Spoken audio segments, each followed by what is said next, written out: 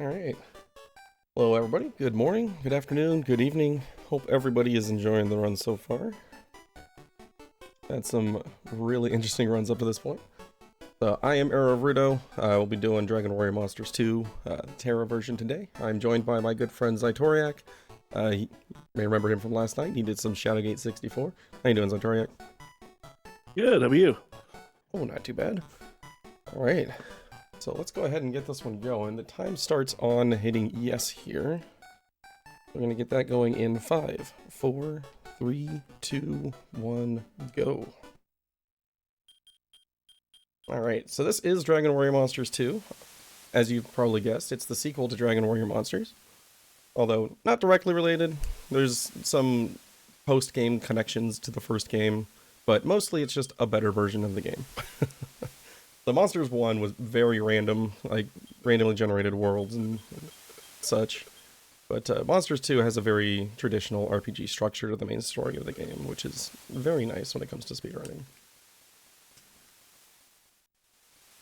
And so, we start out on the ship here. We are arriving at the Kingdom of Greatlog. Our family is a bunch of monster farmers. So, we're just moving here to start our new life.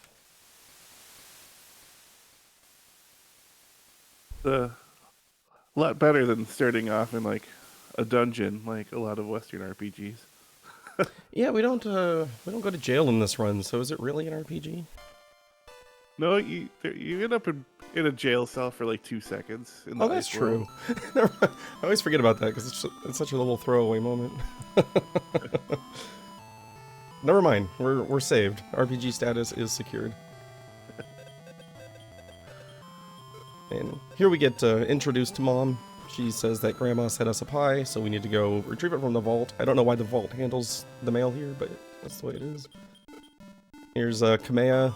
He's the prince of the island, and in typical RPG fashion, the prince is a spoiled brat, and he just runs around causing problems for people with his little elemental monster Warabu.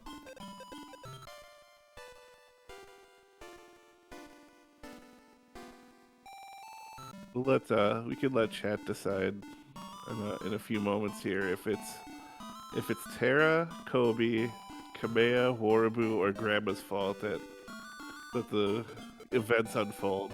Oh, there is a correct answer to this, by the way. Yes.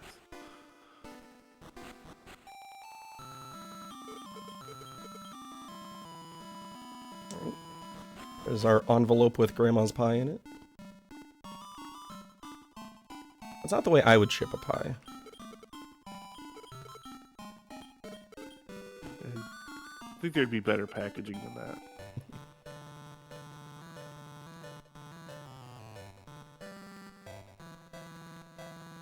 Thanks to DQ6, we're gonna go down a well.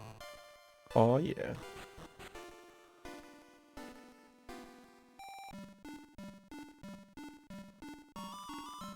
Yeah, we spent a decent chunk of the game down the well. Technically, if you consider all of the worlds down the well, we spend almost the entire game down the well.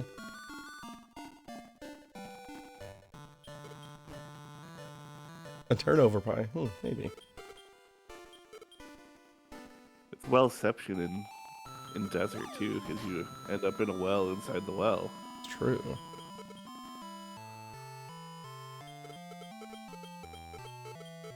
That's the true DQ6 experience, is wells within wells. Just when you think you reached the top layer, you're in another well. And when you finally exit, there's somebody out there that goes, well, well, well. Alright, so there the fight over the pie resulted in Greatlog's plug being knocked out of the ground, and now all of the energy of the island is leaking out, and the island is starting to sink. So, Warbo sends us off to go find help. First Monster Master that we speak to says he wants nothing to do with Warbo, and sends us on our way. And then we go talk to a merchant who just doesn't believe us because we're just kids. Kids are never correct about the end of the world coming. And then, yeah, we go deliver the pie to Mom, and she's just like, oh, Warbo's just playing a prank on you. Everything's gonna be fine. The island's not gonna sink. Which means we're gonna have to do this ourselves. If it was anybody else, they would have believed us. Maybe if Kobe said it. So, since that's been brought up, there are two versions to this game. You've got Terra and Kobe. Originally, when so Hactical and I started running this game at the same time, and we originally thought there was going to be minor differences between Terra and Kobe because it's primarily some differences in random encounters, one boss fight, and whether or not you need to use the change staff to get through a small hole later in the game. But there were some things that we didn't realize right away that turned out heavily impacting the routing of the game. So it's gotten to the point where Kobe and Terra are two separate routes. They are no longer comparable. I think my Kobe PB is like 6 minutes slower than my Terra PB. But the first big difference, which we're going to see here in the first world that we're going to here, is the worm recruit that we're going to use for getting through the early game and then later for breeding to get our armor peed. In Kobe, the worms get recruited between level 4 and level 8. In Terra, they're between level 1 and level 5. And the reason that matters is that the starting level does not impact the power level or stats of a monster. Every monster within an area is going to roll their stats between 75% to 100% of some base value, and that's just determined by the monster itself. The level has nothing to do with it. So getting a lower level monster means it levels up faster and it gets more level ups. Okay, really glad this one joined us because we're in a scary spot with 9 HP and no herbs yet. Didn't you just grab an herb? Did I? Hey look, an herb. Sorry, I was talking about worms. I got distracted. See, this is why I have Zytoriak here. I can't trust my brain. And make sure he knows that he's got herbs in it, and make sure that he gets all 70 mini medals. Thankfully, well, we will get one mini medal in this game, but we're going to throw it away immediately, right in front of Dad. Like, wow, Dad, I appreciate the medal. Dunk.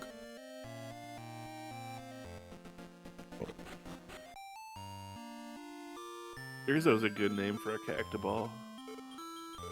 Yeah, it's not too bad. Durzo is weirdly like one of the more common names that I see. If you don't give a monster a name, the game assigns it one at random, and there are some like names that favor different monster types. Ooh, you like to see the solo worm. Like Durzo is one that I've seen on multiple different monsters though. One of the generic ones.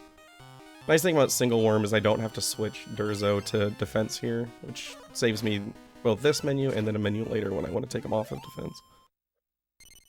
Okay, so we're hoping for a level 1 or level 2 worm here. Level 4. We don't want level 4. So Too high. We did save outside the well so that we can reset here, just in case we don't get a good enough worm. This particular routing, 1 or 2 is the level that we want, because that's going to give us the stats that we need. Level 3 is almost good enough, but it has a downside where the higher the level a monster starts with, the higher its wild stat is going to be. And that makes it so it's not going to necessarily listen to us while we're trying to recruit some monsters in the next world. And if it doesn't listen and decides to one-shot the monster that we're trying to recruit before we're ready for it to go down, then, well, we can't recruit it.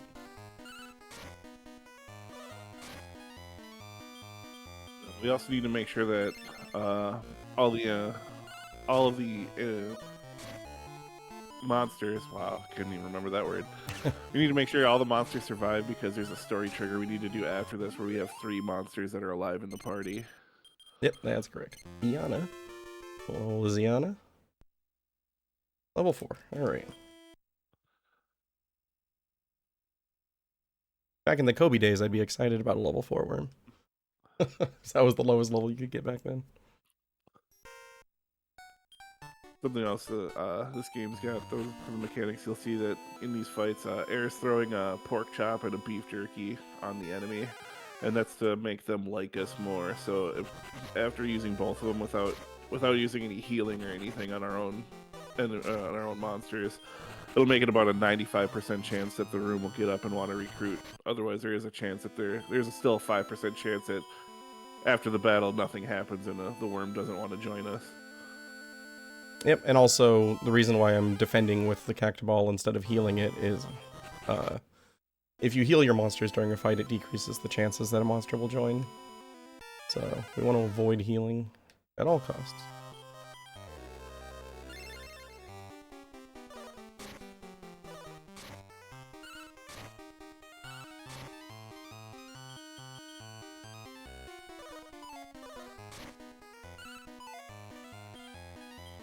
That dodge is unfortunate. That might extend the fight just long enough for somebody to get knocked out here. Stop hitting Durzo. Oh, Slash is spreading his damage. Okay, hit Slash, please. Nope. Oh. If this is a level 1 worm, we'll go outside and look for a spot slime. Totem. I don't think I've seen that name before. Very rare. Man, it's all 4s today. Oops, all 4s. Right now, Hactigal's sitting there smugly, like,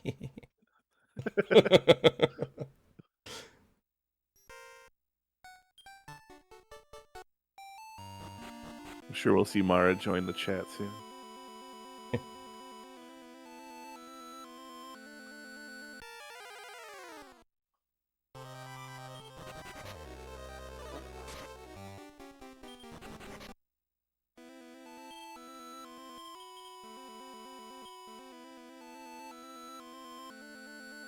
The only fight we don't want to see down here is the spooky because we can do nothing with it. The good news is the solo spooky encounter has about a 50% chance to be a preemptive, which gives you a guaranteed run. So that's nice. Yeah. One of the interesting things about this game is that a lot of situations are formation based. So like later when we're recruiting our Dark Eye, like we'll know which ones are female and which ones are male based on the formation. Also, certain formations just have a tendency to lean toward either ambushes or preemptives. Level 3, almost there, not quite. I was hoping, because Misty's are usually a good worm name too. Yeah, we're waiting for Lig. Lig is the ultimate worm. Yep.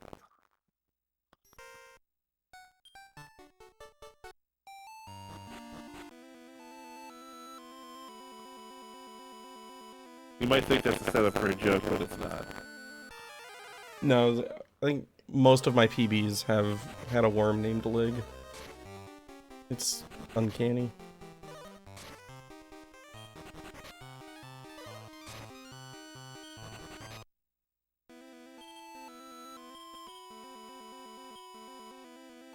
He'll slash. Go ahead and blame Durzo for this drop here.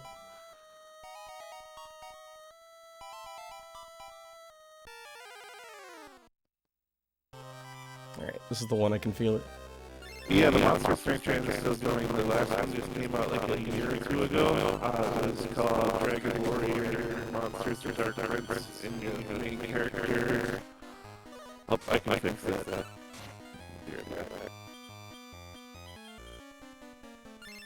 Again? This usually only happens when he's commentating DQ6 for me. Yeah, I should be better now, hopefully.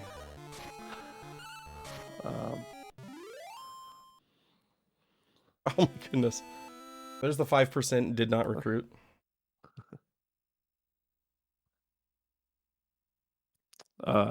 Yeah, so I don't know how audible I actually was with that. So, yeah, there's the Monsters is still going. The newest one was the Dark Prince. It came out for Switch, and then it came out on Steam. And that one, like, you are Necrosaro, and yeah, it takes place in basically the world of Dragon Warrior 4. Oh, Slash wants to get this going. No, wow, 2 did not recruits in a row. So you may be wondering, this doesn't seem very fast, and you are correct. So normally, like, I wouldn't even save outside the well. Like when I was doing PB grinds, I would just walk into the well, recruit a worm, and if it wasn't good, just start over. New game. It typically does not take this long to get a level 1 or 2 worm, though. It's that marathon luck. Yeah. I will try to keep an eye on the time and duck out and duck back in every 10 minutes so I don't go all robotic again. At least this is a shorter run, so you don't have to do that as much. Eris. Right. Ooh, I like Eris. Eris is a good worm, right? Level 3.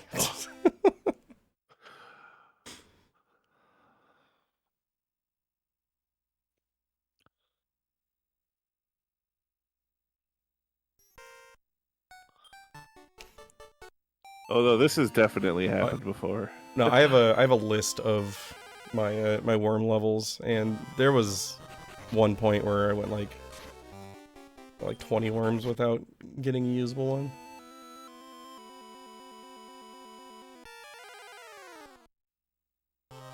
Extremely uncommon, but it happens.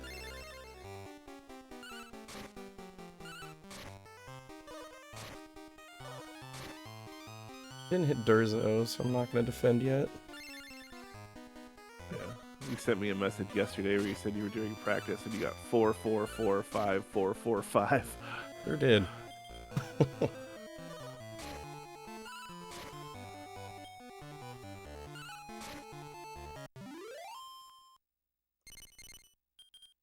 Terrible. Level 5, it's getting worse.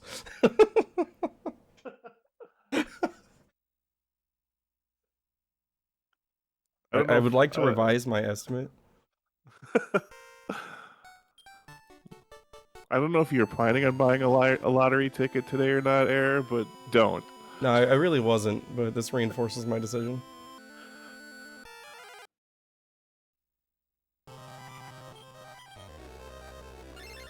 Hope everybody's excited for an hour and 45 minutes of fighting worms. Yeah, that's the estimate to getting a 1 through 3 worm. You know what? I'm gonna have to heal here. We'll improvise a little bit.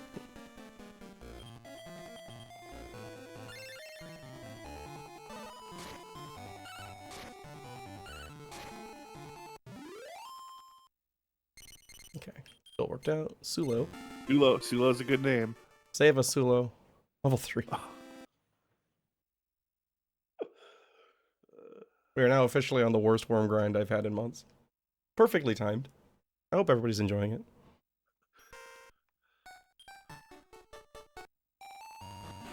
Yeah, the best part about this is like, at some point you might think, oh, just cut your losses and take the next one, but no.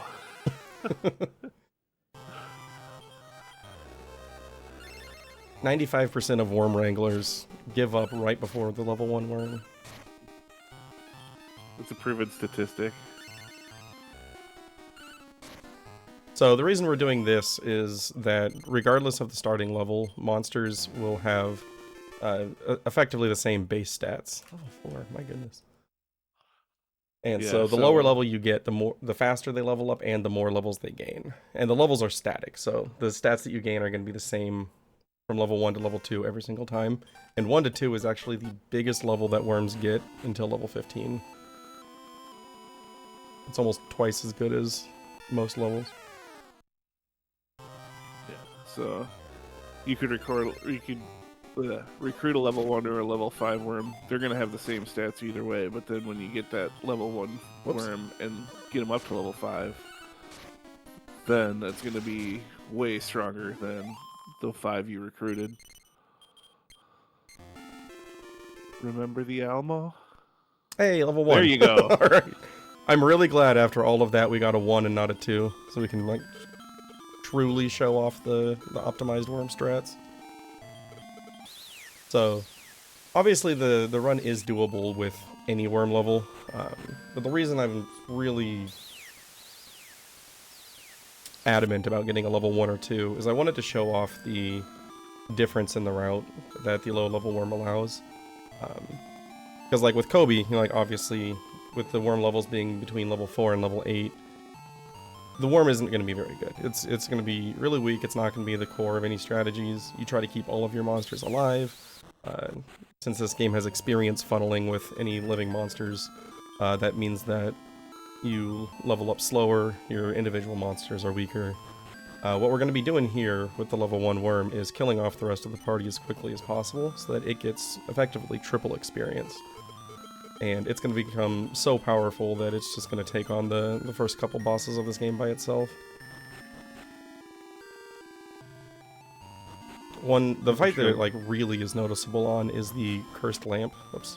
So if I go talk to the well lady.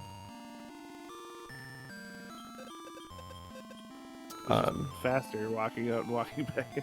It's actually about the same, yeah. I timed it and it wasn't actually worth doing. It would have seemed intentional if I had just not said anything. You're just trying to do well, Lady Skip, that's all. Yeah.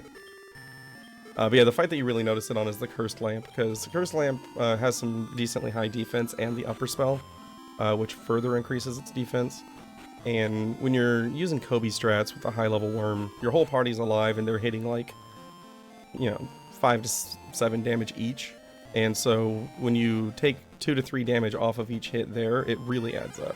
Whereas with the experienced funneled worm, we're gonna be dealing like 20 damage per hit. You take a couple points off that, it's like, I don't care. That's fine. Well, we could have seen if they was going to name him Slalin again. Oh. Or Slary, sorry.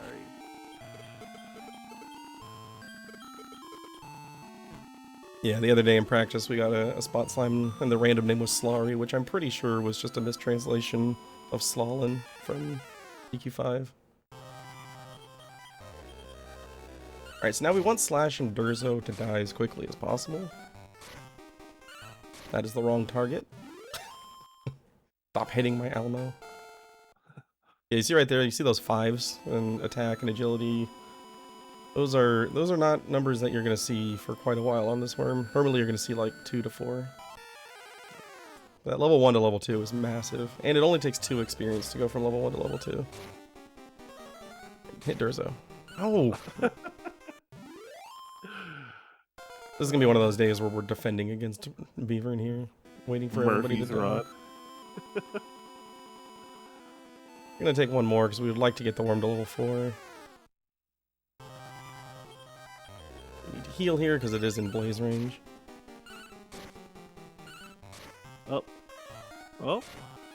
Yay! Oh, we got one down. Alright. Wasn't enough. Oh well, we'll just take the fight. Level 3 is from level 1 is basically the same as level 4 from level 2.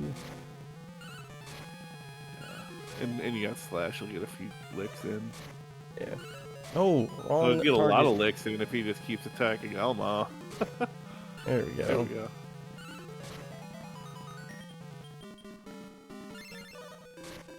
There we go. Doing that. Slash is gonna survive with 1 HP. I'm terrified right now of somebody getting a crit. I'm actually gonna... Oops, went to go defense there.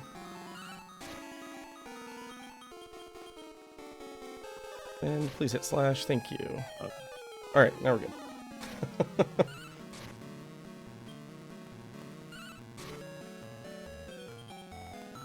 Alright, so this is going to funnel all of the experience from this fight into the worm, which will get it to level 9. And that's significant because at level 9, we can guaranteed run from everything in Oasis except for Cactaballs. If we find a Cactaball, we'll have to fight it. Everything else we can just run away from. Cactaballs you can guaranteed run from at level 11, which is what we'll be at after the Cursed Lamp fight.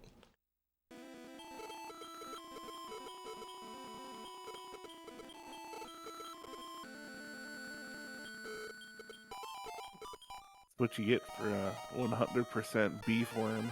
And only $5. Come on down.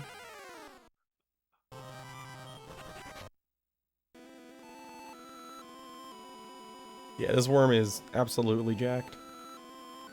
Just wait till we use a friend staff on it. So, if you're familiar with Dragon Quest, you probably know about the buy kill, or these days, the oomph spell. Doubles attack power. We're gonna be doing that against Squiz at the beginning of the next world. And he's gonna be pumping some damage.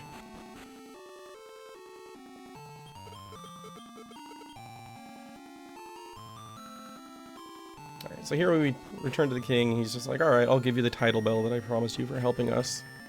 I'm here and the treasury's been raided, of course. So it turns out that the thieves have taken it to the Oasis to the east, but if you go there right now, once you approach the water, it'll recede and you won't actually be able to do anything there. So we're gonna drop down into the prison here, and with that extra beef jerky that we bought, we're gonna feed a prisoner and he's gonna give us the water call. And that's gonna allow us to bring the water back and engage the boss fight. How bad is this king if he can't even feed his, like, prisoners? Hey man, beef jerky's expensive. That's like 10 gold. Yeah, but they at least they fed Dell and Shadowgate. If they didn't, he wouldn't have escaped. That's true. Who's the bigger fool, I guess? Yeah.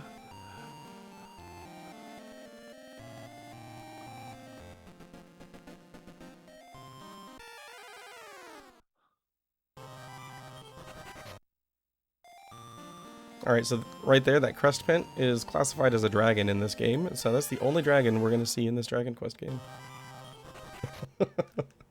Hope you enjoyed it. There obviously are more in the game, but not that we're going to come across in the speedrun. Unless something goes terribly wrong. True. Things could go terribly wrong. Things have gone terribly wrong. That's okay. we're here to have a good time. Alright, so this is the first of several times we're going to see this character here. I'm going to send his cursed lamp after us. Oh, nice opener there. Easy crit. Alright, so our damage range here is 8 to 10, so as long as we're above 10 HP, we're okay to keep swinging. It does have a very low chance to crit, but you can't really play around that. You don't have enough herbs to heal every single time we take damage. I've lost more runs to accidentally saying no to the recruit on the cursed lamp than I have to actually being crit by it. I'm baiting it here really hard, by the way. I think there's like on the compendium, on both sets of compendium notes, there's a big bold line that says do not say no to the recruit. Putty. Yeah, there's not really a backup if you don't get this recruit. The run is just dead if you say no there. And I have lost runs there before. Actually, before one of my PBs, like the run before, I accidentally said no to the lamp. And then I named my character Lamp on the next run and got a big PB. So you could say it's RNG manipulation. Which isn't allowed. It kind of is.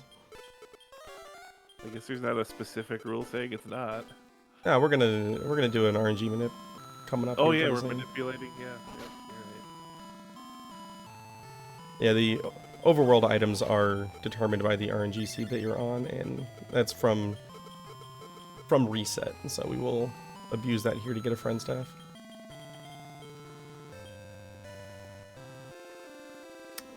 Wow, okay. I got ahead of myself there. I was on my way to the tournament. It's like, we didn't get Beano yet. So we do a second dip here to go back into the well now that we've got the title bell, which gives us the ability to effectively use Surf from Pokemon. So we can travel across water now, which gives us access to a few items in the well. One of which being the Wind Staff, which sells for 1,200 gold. Pretty good deal.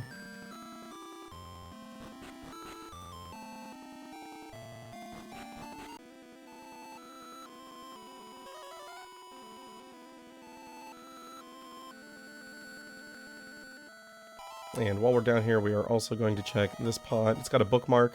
This item lets you save anywhere. Normally, you bring this along for a recruit toward the end of Pirate. For the sake of the marathon, though, I will be using this right before the Squiz fight, just in case things go wrong there. Because it's not a free fight at all.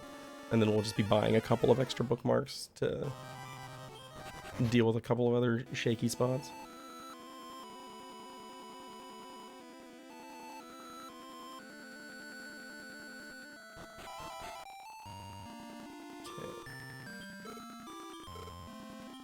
wind staff, lots of money. Gonna get 2 beef jerkies here because we're gonna do a couple of recruits in pirate. Buy herbs up to 23, and then last slot will be a warp wing. Inventory is maxed at 24 here, so you gotta make sure you can do 23 minus X. Oh, hello.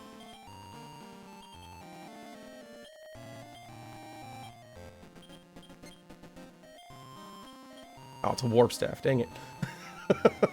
I was really hoping that would be a free friend staff. That would have made things really nice.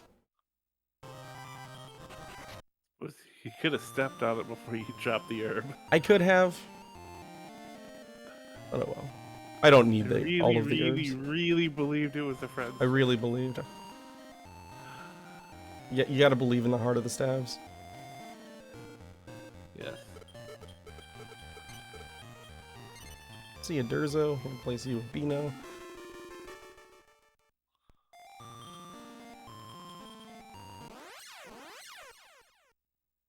Okay, now we go to the tournament. Yeah. Tournament's a little bit different than your normal fights because you cannot use items in a tournament, and you cannot you can't use the command function. Yeah, you can only assign base tactics, so charge, mixed, or defense, or use no skills. Yep. So, if you played Monsters 1, you're very familiar with the tournament system. Fortunately, in this game, this is the only time we have to do the tournament. Monsters 1 is all tournament. All of the story progression is tournament. Yep. But luckily, all of our monsters now are strong enough to where we basically just say, attack, just charge. Yep, and Almo does have the ability to one-shot a few enemies in here, which is nice. The big problem is going to be the second fight. There's an eggplant that has lure dance, and if he makes our worm dance, then it slows things down quite a bit. As our worm of power is most of our damage here. And the worm is dancing.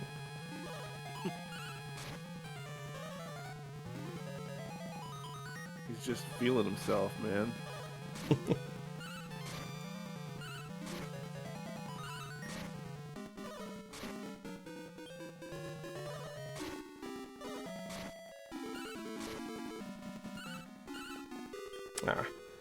See, and there you see. Really wanted this. That's one thing you really don't want to see is there's no retargeting in this game. So if everybody's targeting one enemy and it dies on the first hit, the 2 following attacks will just hit air. It's useful when it comes to recruiting monsters. It's a pain in the butt when you're trying to get through the tournament quickly, though. Yeah, especially like when we get to well, yeah, as we get to the next world, this is the last time that we'll be recruiting monsters.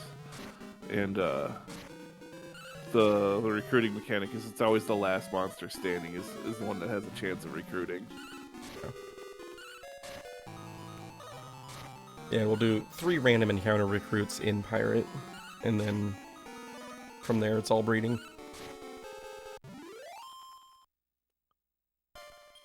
Alright. Master QFG8 and the Fun Friends has won the tournament. And so then we get our pirate key. That lets us get to the next world. So we can go search for another plug for the naval. Which, spoiler alert, will not work. I hope they find something soon before the entire island goes under. Well, hey.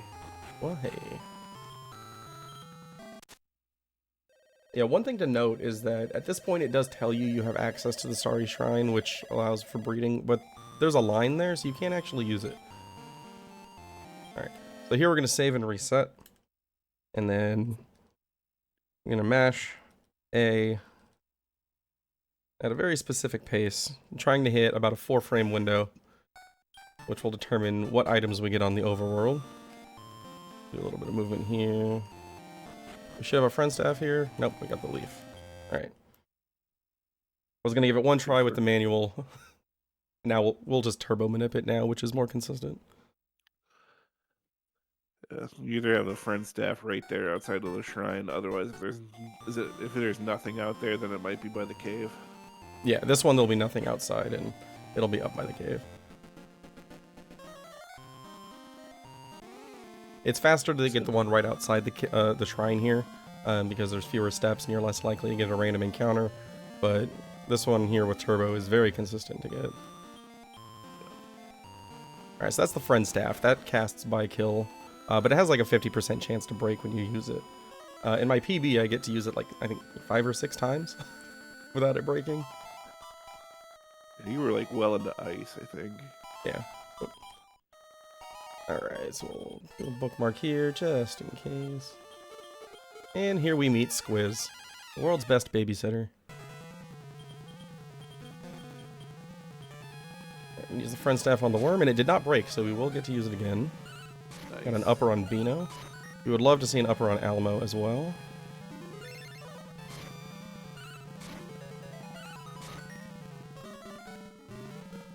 Now, we do have the ability to directly command Putty to cast upper on Alamo, however... Whoop. Whoops, there's a lot of damage going out here, so... basically need to heal every single turn.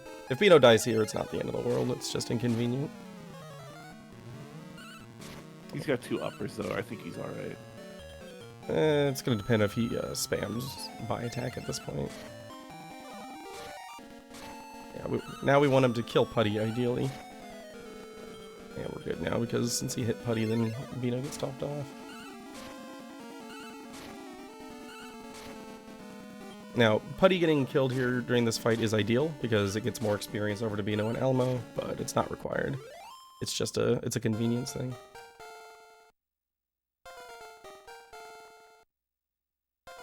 Oh, and that is Squiz. Now he becomes our best monster for a little while. Yep, just for a little bit. Basically for the rest of the year and the very beginning of Ice, he's going to be our strongest party member. The nice thing about the lamp surviving is it doesn't get reordered to the back of the line, which means I can just turbo through that menu.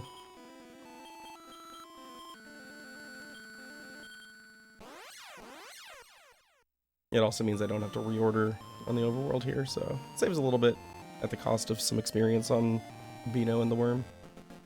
Alright, so now we need to recruit an Army Ant and a Mad Gopher. You're neither of those two. I don't know why I keep putting the Worm on defense on these fights. You finally have a level 1 Worm, you want to protect him. Yeah. He's the one protecting us. Alright, so the reason we want to recruit the Mad Gopher and the Army Ant is because they are part of story triggers once we get back home. Our dad is looking for a Mad Gopher to help dig some stuff up. He's going to give us a tiny medal for it. And then there's a merchant that needs help moving some boxes, and the Army Ant's going to help him. It doesn't matter what order you do those in. Like, for speed purposes, it's faster to give the Gopher to dad first, just because he's right there at the farm.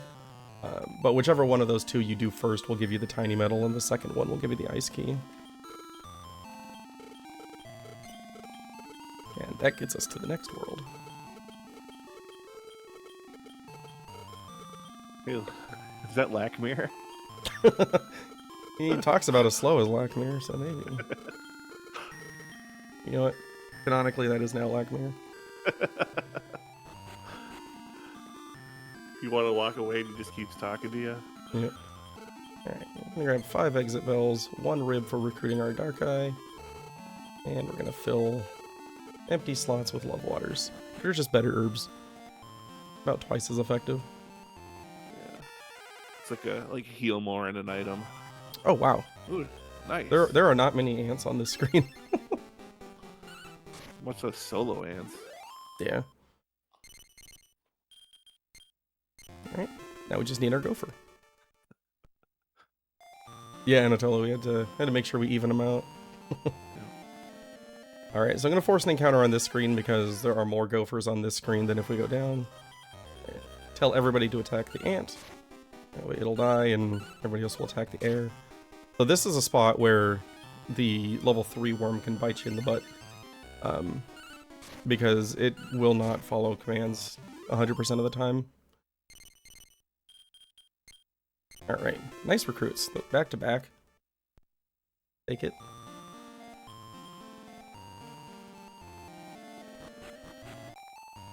I think that was the game apologizing for the worm grind. Alright, so here you need a monster that can learn a dancing ability, which Squiz learns Lure Dance. So it's nice to bring him along for the power, but we also use him as the story progression trigger here to meet the mermaids.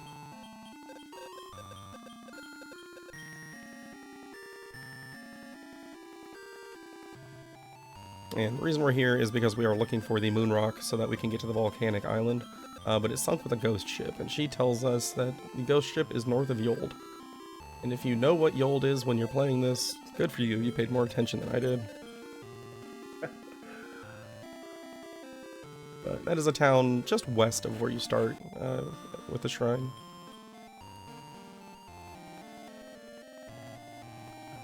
I just remember I had to prep something for later in the runs, and now I'm ready. I'm scared, but okay.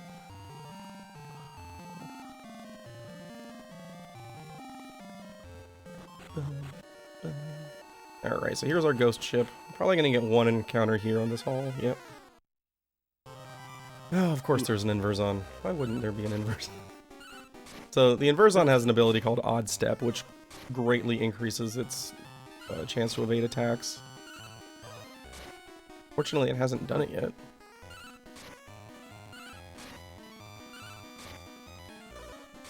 That's incredible. Wow.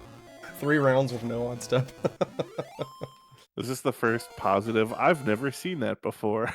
That's one of them, yeah. I don't think I've ever seen that before. Oh yeah, it's probably Tower Trivia. Yeah. There we go. I've never seen this before. Pretty uncommon to get a second encounter right before the... right before the pirate here. Or the bone slave.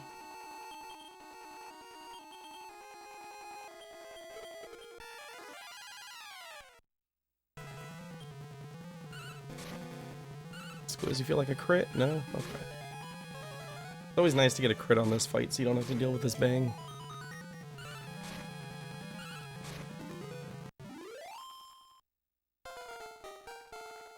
Alright, I'm gonna make the Ricky Martin reference. When he bangs, he bangs.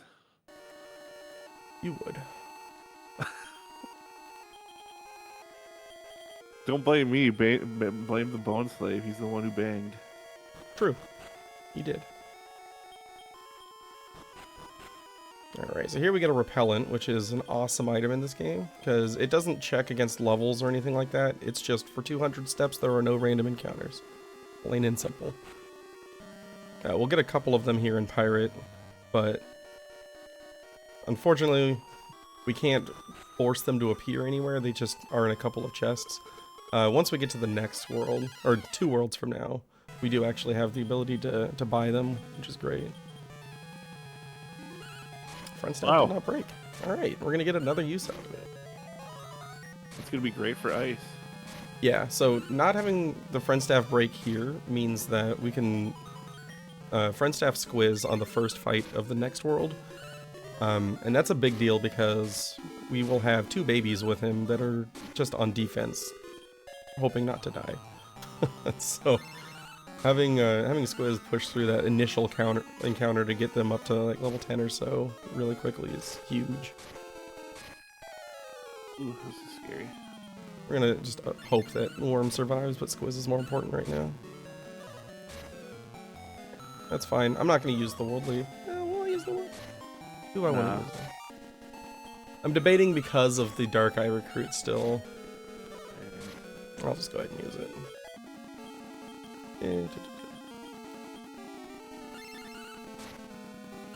We can get more world leaves later before we actually really need them. If we ever need them. Most runs it doesn't end up getting used. Look at that, he's already making sure it pays off with a crit. That skill doesn't have lips. You know what? I'm gonna choose not to think about that.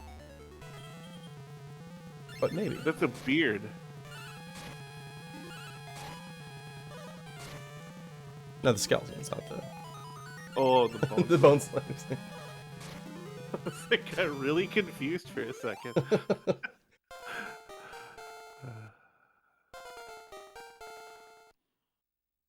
Alright, so there's Captain Dead. Now we're gonna get the moon rock out of this chest here.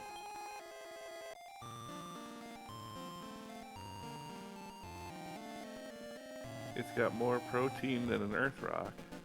Alright, so we're gonna do a little stop in here. Pick up a couple of bookmarks just for safety saves. I don't trust the game.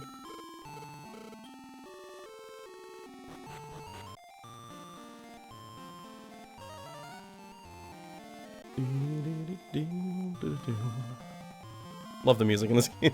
I'm going to not be able to resist the urge to hum along every once in a while, so if that bothers you, I apologize. I can't help it.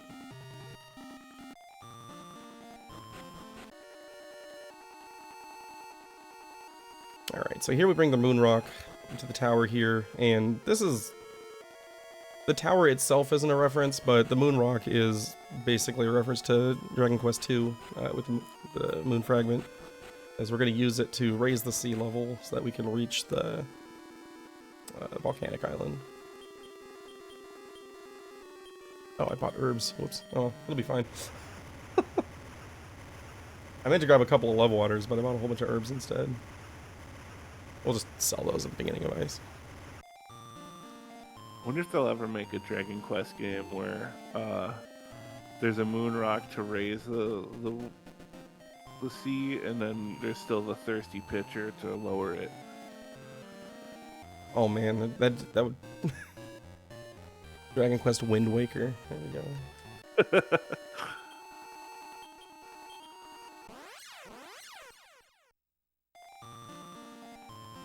Alright, so now we've got access to the volcanic island, which is where we are going to be recruiting our Dark-Eye. Now we need the Dark-Eye that we recruit to be a female, because it's going to be breeding with Beano, who is always male. And fortunately, we know which Dark-Eyes are male or female based on the formation that they appear in. The absolute best one is just a solo Dark-Eye. The absolute worst one comes with 2 Tortrigons. So Hactical, leave your turtles at home. Yeah, we don't need the Hactic army here.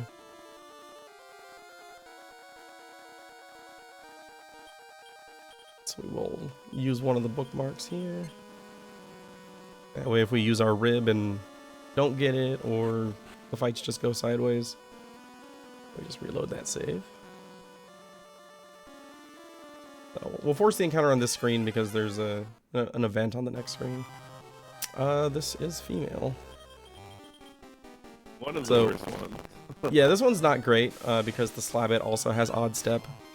So we'll take out the Aquahawk first.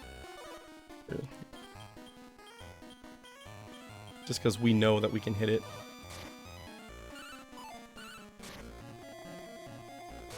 Oh, okay. Now we're blind so and he's odd stepping. Yeah, so...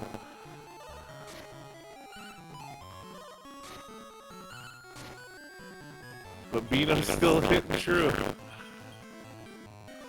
He knows the man. Oh. There was a missed crit there. Yeah, and then the Slabbit just keeps tripping the worm. Yeah. Alright, there we go. The worm got an attack and missed. Alright, now, throw the rib. Now this we don't care what situation we're in at the end of the fight as long as somebody survives.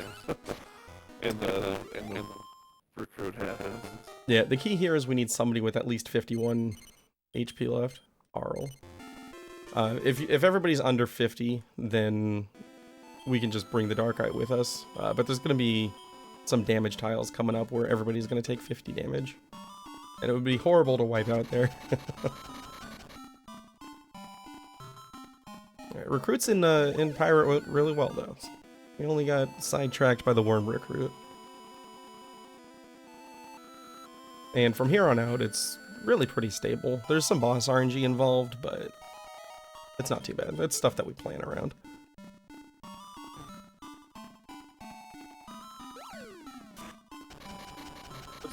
This area is kind of different too because it's like Captain Dead's like in the middle of it instead of at the end of it, like the Yeah. other boss fights. We are not going to be looting that chest down there. That is a mimic. That is a mimic.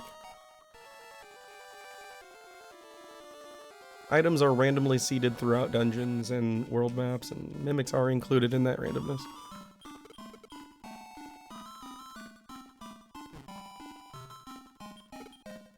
Alright. So now Kameya's pirate friends turn out to be monsters, and they're like, ha, we're gonna take the heart mirror. And then Kameya gets upset, throws a hissy fit, causes a cave-in, and fortunately for us, they drop the mirror on their way down. What if it's the super sword? You know what? Let's go back and check. We untie Kamea and he's whatever. I don't even want it anymore. Alright, so now we're back home. Is the mirror gonna work? No. So the mirror does give us another new ability. In this case, we have the ability to break rocks now, which will let us open a shortcut to the back to the shrine from where we do the breeding, and it's also going to help us open some paths in like in Sky. And actually, if you notice, as he's walking around Great Log now, the water is creeping up, so the the island is slowly sinking into the ocean. Yep, and still nobody believes us. Yeah. Alright, so here I'm swapping out Beano and the worm for the gopher and the army ant that we picked up. Because there's one thing too, like the game won't let you walk around without a monster at this point, right? I don't think so. I don't think I've ever tried. I'd imagine it wouldn't. You can't go into the tall grass without a Pokemon. Alright, so Dad gives us a tiny medal, and like the ungrateful child that we are, we just throw it away in front of him. Thanks, Wow, Dad. thanks, Dad. Forever. That's great. Yeah, tiny medals, as far as we're concerned, they just take up inventory space. And you can't sell them, so I just gotta toss them. But that's the only one that we're gonna get. Alright, so this merchant takes our army ant to help him move the box, and he gives us the ice key. And now we go breeding. Why would we give it to Kobe though? He's got cooties. Alright, so this guy's got an armor pede. We're gonna breed our giant worm with it to get a giant worm. But it's gonna be a better giant worm. So it'll have the ability to learn by kill. Or twin hits in this game.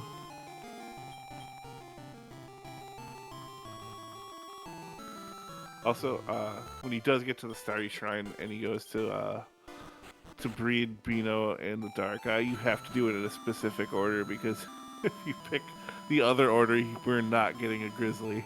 Yeah. We'll probably get like a gremlin or something? I don't know. Never made that mistake. Something like that. Alright, so first we will hatch the worm, because unlike Monsters 1, Monsters 2 has a quality of life change where you can breed and hatch in the same interaction. Which is awesome.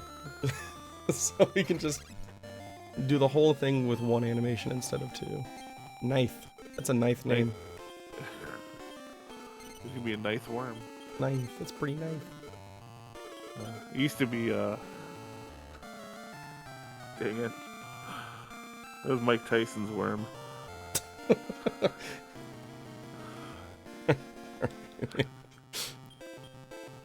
Use twin hit. Stop Alright. spell. So here we get our Grizzly, Ivor, which is that's what he was in my practice run the other day. So Grizzly is a powerhouse of attack power. And you're going to see he's gaining up to 20 attack power per level. It's incredible. They're extremely front-loaded. By like level 18 or so, they taper off, but that's fine. By then, he's dealing a ton of damage.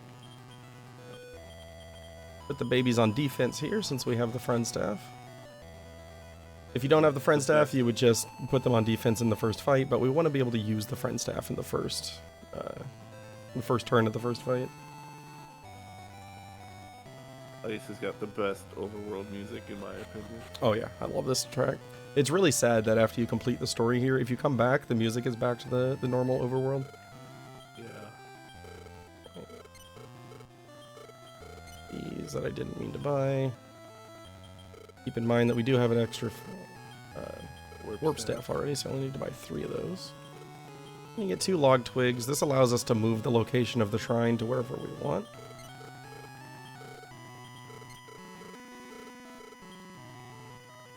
And we're going to use the first of those 2 really soon here. It's nice because it makes it so that the warp staff can effectively take us wherever we want to go. So we're going to put it right here at this little nexus corner of our activity for this world. Just nice little convenience for overworld travel coming up. Alright, so here we talk to Rubus. She's telling us that there's a whole bunch of problems with the world here. She's going to give us her crest so that the royalty of the world will recognize us as her messenger, and we can go solve their problems. Because that's a responsibility that you should put on the shoulders of a 6-year-old girl, right? Can you just go solve politics? Thanks.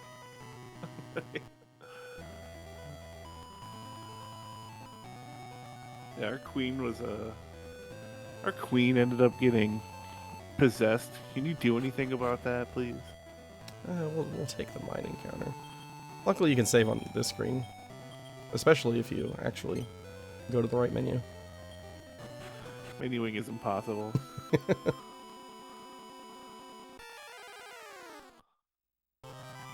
Alright, that's a good fight. Yeah. Alright, friend staff on Squiz, and it broke. Okay. Yeah. There's only 2 more fights where it's useful, so getting it this far is really the big benefit of it. Hey, Ninth is getting a little aggressive there. We'll go ahead and switch him here, so I don't forget it on the next fight. So here you get a whole bunch of levels, and by the end of this I always forget what I'm supposed to do next, which is take them off of defense so they can actually fight. So, since that was a safe turn where nobody was within range of getting killed by a single goopy, I went ahead and switched their tactics there. Hope you enjoy the level up tune, because you're going to hear a ton of it from here to the end of the game. This is the best part of the Monsters games. You go breed and then just tons of levels.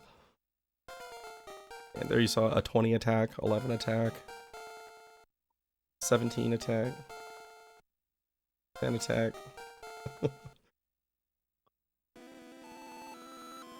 Bear is all damage.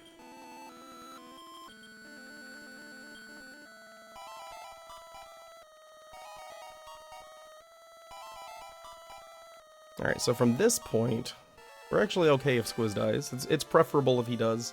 Just, again, to boost the experience that the Worm and the Grizzly are getting. But we will need him alive for an event not too long from now, but there's a quick revive that's not inconvenient. It's better to get the bonus experience, because we do want to get the Worm to level 17 so that it learns By-Kill, or Twin Hits.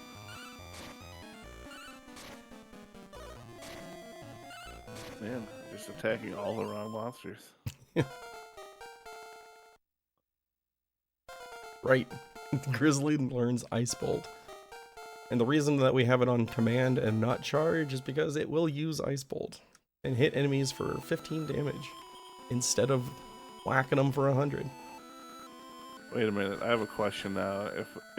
If the Grizzly is now at a point that it learned Ice Bolt, does that mean that Bray Dragon Warrior 4 is only as smart as a Grizzly? Yes.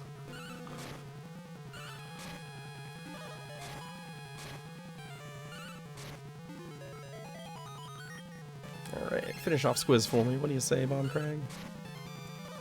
There we go. That'll do. So now I need to keep in mind that this is always where my muscle memory gets me in trouble. Where Now that Squiz is dead, if I go to use a Love Water, it's going to bypass him completely. And so, the top option is going to be the worm. If I hit down to heal the worm, I'm going to end up healing the bear instead.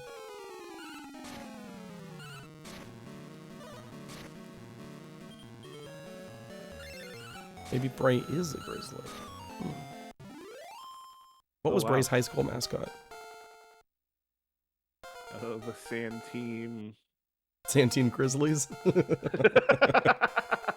I was trying to think of something that started with S, but I like your style.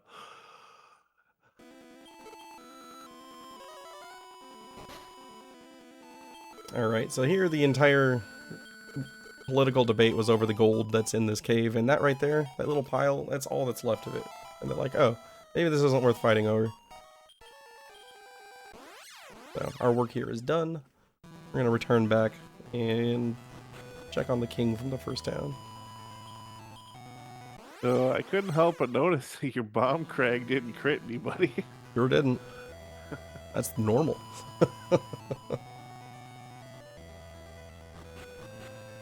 Yeah, every once in a while that bomb crag goes on some weird crit streaks.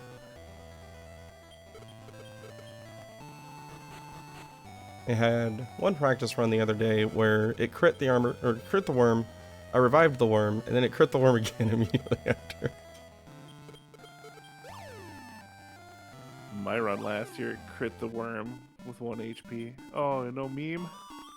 Yeah. So here you check the wall and Kamea will slam into it wherever you check. And right there is a weak spot on the wall. If you go anywhere else, he'll just smash his face into the wall and be like, Terra, that wasn't it. Wasn't it Terra?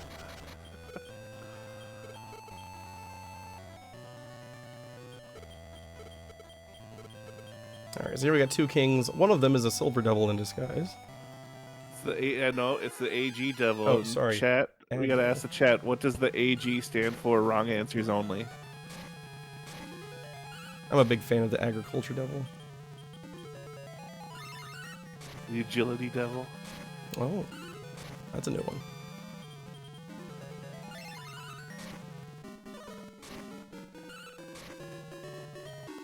Yeah, agriculture and attorney general are, I think, are my 2 favorites that we've had so far. Ooh, agonizing. That's good.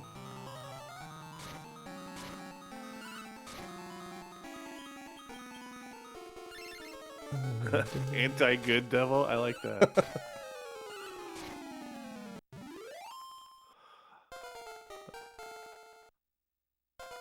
Agoraphobic. That one's good too. That is a good one. Auto gorilla. Auto gorilla.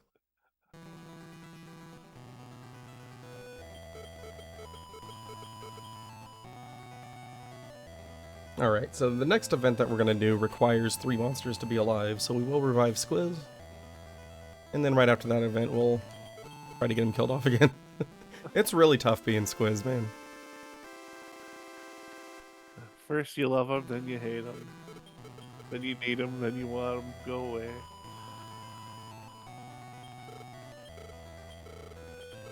It's the difficult life of a hood squid. Yep. He's the lovable babysitter that gets killed off whenever he's inconvenient.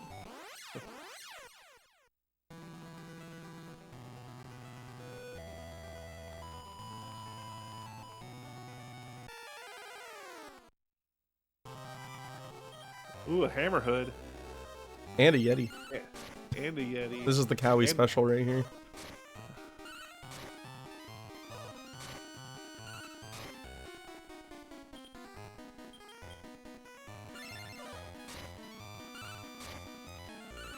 Alright, so we want to get Knife up to level 17. Like that. I'm going to learn twin hits there. But that is our by-kill spell. And if you've been paying attention to the damage numbers coming out of the Grizzly, just you wait. Basically, our entire strategy for the rest of the game is buff up the bear. Yeah. Watch him swing. And it's going to get even more ridiculous later in the run when he can start doing multiple attacks. Yep. Yeah, later he's going to have quad hits. So each hit is only 50% damage, but he gets 4 hits. Good deal. Well, you know what I always say, if you get here under 105, it's a good run, right? I don't, you change the time marker every time, so I don't know. Sure do. It used to be 1 hour, and then now it's under 50.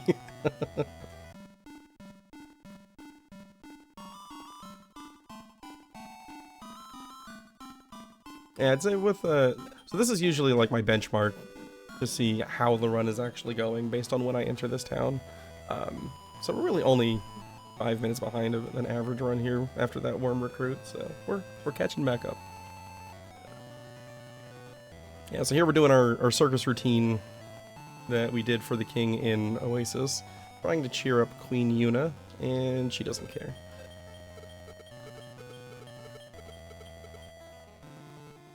So it turns out that her soul has been taken to the forest to the southeast, so we're gonna go retrieve it, bring it back.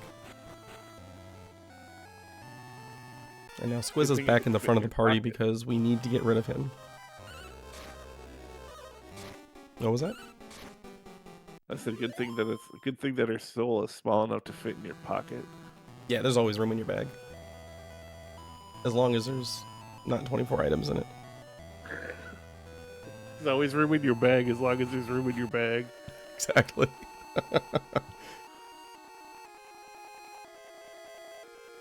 This isn't the unlimited bag of the main series.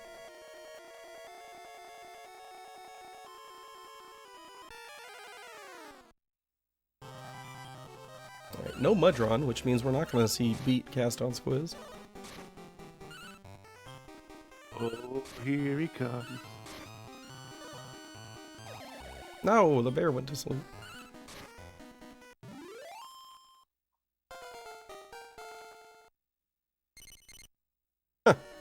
Natural recruit on a man-eater. You should have recruited him and named him H and O. No. Alright, so we found Yuna's soul. She is now hanging out in our bag. And we're going to take her home.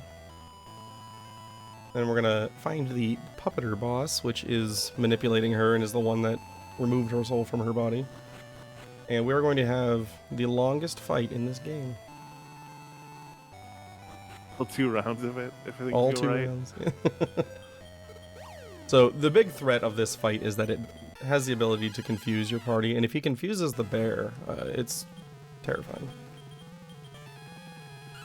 But if he doesn't confuse the bear, then 2 hits will take him out.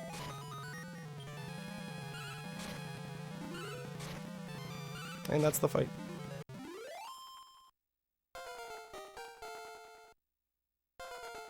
Yeah, so Squiz gaining levels here does cost time, but it's not a huge problem. As long as we have twin hits, then we've got enough power to clear this world.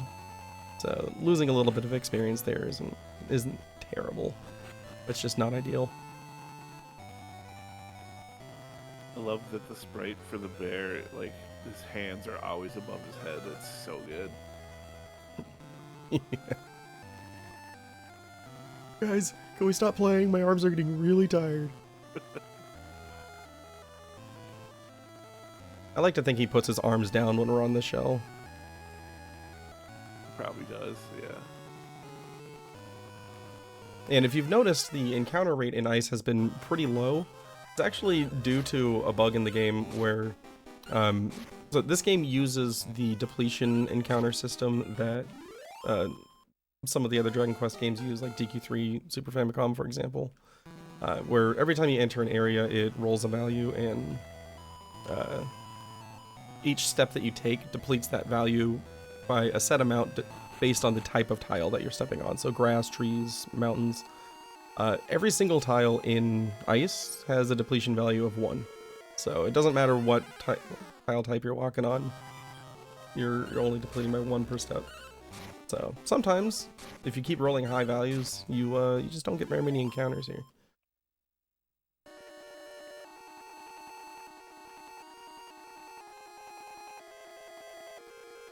There are a few fights on this mountain that are a little bit scary, but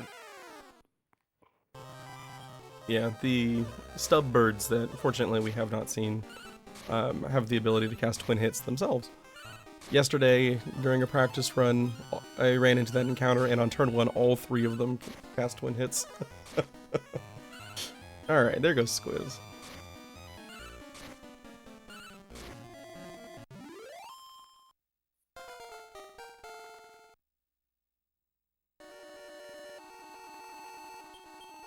Alright, so here we get the sleeper, which we're going to need. We don't know we need it yet, but we're going to need that once we get to the castle down here. There was a potion, or a bottle down here that I will grab. Love water, okay. Ooh, I'll grab that money when we leave. It'll be nice to have for Sky. There's some variation at the end of the game based on money and sellable item pickups that you get as far as how much safety healing you have for the last 2 fights. We will definitely go pick that up since it's only a few steps out of the way.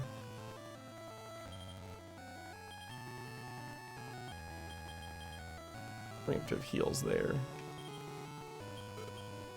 Alright, so we use the sleep herb on the queen here who is stuck asleep. Find out that there's a goat horn that is possessing her. How do we deal with goat horns? We cast twin hits and swing with the bear. 210 damage. throw the bear at the goat horn. There you go. Where's Umaro? Bring him in. Oh, stop spell missed. That's unfortunate. Alright, we'll just start healing then. Yeah, if you land that stop spell, which is like, it's about 50%, speeds up the fight because you're seeing less damage text and lets you heal up for the next fight before this one ends. As it stands, we will throw 1 love water on Ivor after this fight.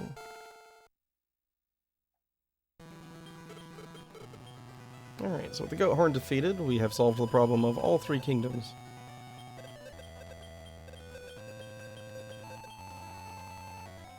We'll do a little bit of shopping here. The main thing that we're buying here is going to be Sky Bells. Those cure confusion, which only comes into play on the final boss, but yeah, confusion can be really bad. So most runs we don't even use these, but grab them just to be safe.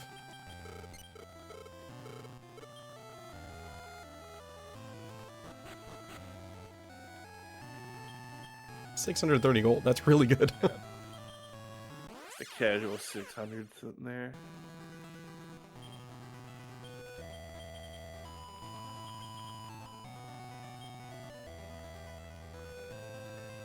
Now this fight, all we really care about is that Worm gets twin hits off. Yep. Alright, so once again we see this monster master, and he's got a new set of monsters. Thumbs? There we go. So if we get a good turn order here, Ivor might attack before A. Nice. And a good damage roll, so get a nice little one shot there. Now we can just attack through the end of the fight. So, Ninth might die here, but it doesn't matter.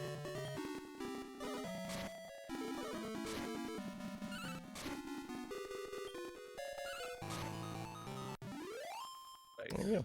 That's the end of Ice.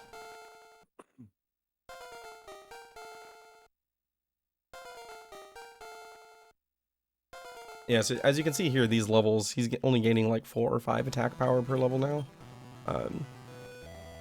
The bear is very, very front-loaded on its attack gains, so it works out really well for the purposes of the speedrun and the way that breeding works. So he's going to take a percentage of his current stats when we breed it again and start with those. So at level 1, it'll be a lot stronger than the last level 1 Grizzly was. And then he'll gain big stats right away. To get a +3, right? Yeah. Alright, does the Sky Shield work? No, of course not. But now we can fly like we're on ice. Yep, so that gives us the ability to traverse open air.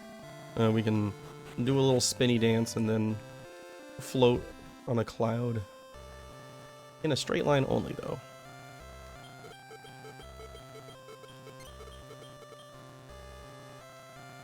Alright, so nobody has seen the prince for a while.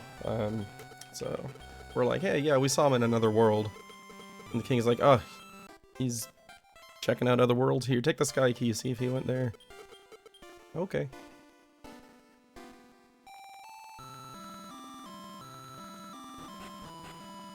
And here's a nice little item that we now gain access to called the Drac Scale. It's plus 50 defense, just flat. It's an equipable item, and we're going to throw that on our armorpede that we're about to breed here. He's got a spiky boy he wants to breed, so we're going to breed that with our worm. Yep. Worm plus spiky boy equals armorpede, which is going to be a worm with armor. Heck yeah. As opposed to a scaredy-pede from Dragon Warrior 2. Yeah, the Game Boy Color Dragon Quest 2 centipedes look like they're terrified. I can't unsee it. Alright, then we're going to head over to the arena here, and we're going to breed our bear with a wild ape, which will still give us a bear, but it'll gain the ability to learn by attack, which later turns into quad hits.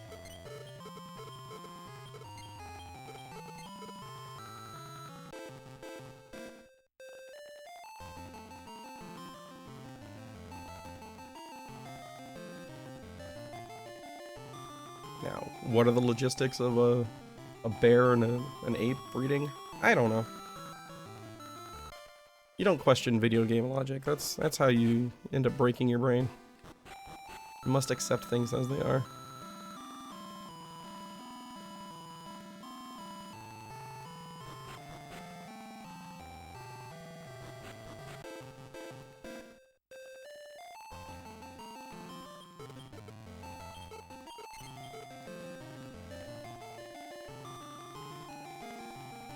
Maybe this will be where we get Lig for the day. I haven't actually had a monster named Lig in a long time. That's Polk.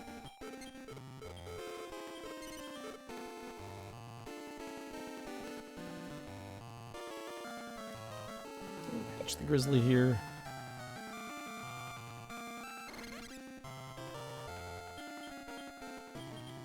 Pin.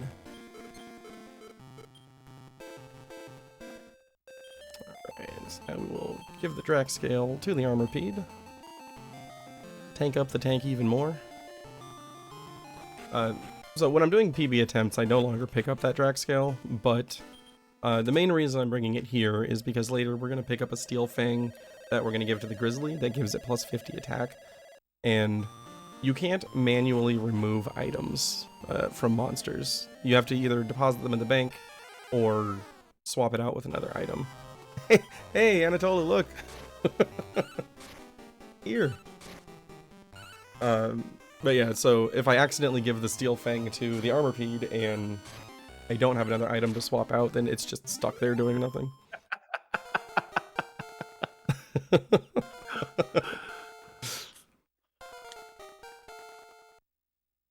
Yeah, that encounter is the best encounter that you can get here. And I actually haven't seen it in a long time. I used to get them all the time, so Anatoly would get really jealous. Because I don't think he's ever seen it.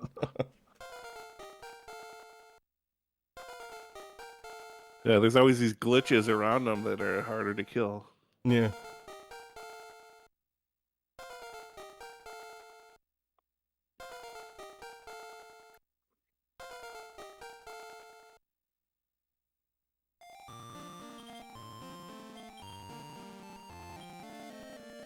It was a really early encounter, too. Which, yeah. I was about to say, hey, look!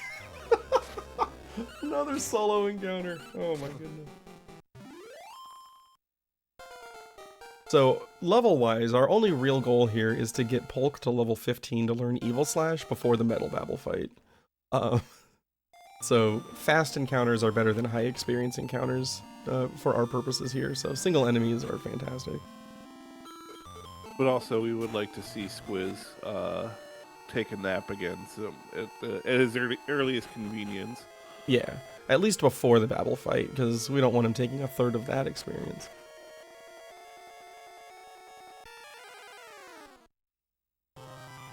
This is a good one for getting rid of Squiz.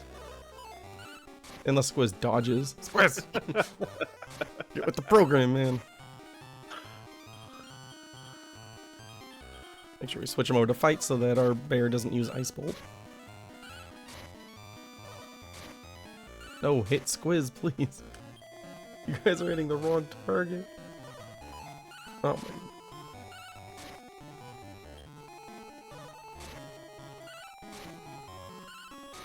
He's gonna survive everything. He's He gonna is. survive the bridge fight. He's gonna survive the dark fight.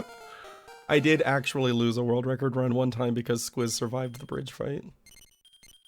And the time that he spent leveling up was what I missed by.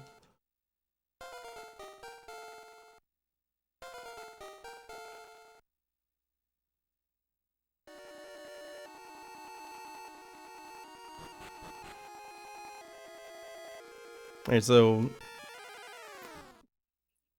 there you saw me delete a couple of abilities because each monster can only have 8 abilities at a time.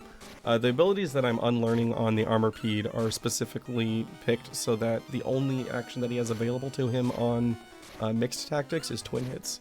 So it saves me some menuing time later, where instead of manually targeting twin hits on the bear like I have been doing up to this point, I'll be able to just put him on mixed and let him do his thing.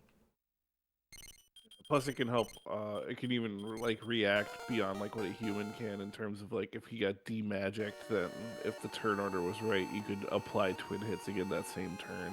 Right, yeah. So like freezing waves, like as with other Dragon Quest entries, removes all of your buffs.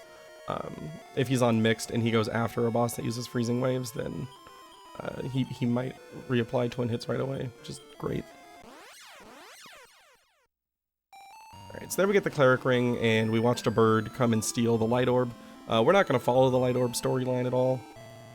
We just want the Cleric Ring to sell for some money. We'll go talk to this Whale Sage here. He's like, alright, if you're going to help us, check behind the grave and you can find the Change Staff. On Kobe, the Change Staff is a little more important and impactful. Hey, look! And he killed Squiz. What a pal. This is amazing. I'm gonna need you to mail me your cartridge for inspection. Alright.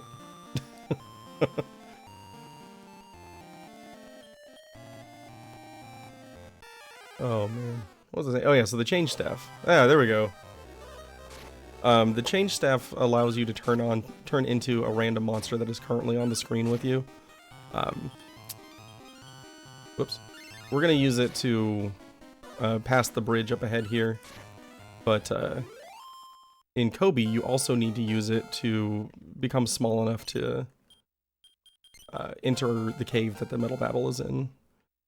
And it's a bit of an RNG time loss there because there are 3 monsters on the screen that you use it on, and only one of them is small enough. So sometimes you just sit there reusing the Change Staff over and over again until you get the right one.